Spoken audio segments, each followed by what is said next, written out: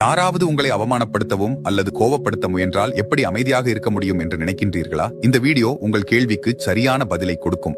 ஒரு நாள் மாஸ்டர் தனது மதிப்புமிக்க பாடங்களை தனது சீடர்களுக்கும் கிராமங்களில் உள்ள மக்களுக்கும் கற்பித்துக் கொண்டிருந்தார். அவர் பேசிக் கொண்டிருக்கும் போது பின்னால் இருந்த ஒருவன் அவரை அவதூறாக பேச ஆரம்பித்தான். ஆனால் மாஸ்டர் முற்றிலும் அமைதியாக இருந்தார் மற்றும் அவமானங்களால் திசை திரும்பாமல் தனது செய்தியை தொடர்ந்தார். இது அந்த நபரை மேலும் கோபப்படுத்தியது. பேச்சு முடிந்ததும் மாஸ்டரிடம் உடனடியாக சென்று, இவ்வளவு நேரம் நான் உன்னை கத்தினேன், அவமானப்படுத்திக் கொண்டிருந்தேன், ஆனால் இன்னும் நீ எந்த எதிர்வினையும் செய்யவில்லை, ஏன் எனக் கேட்டார்.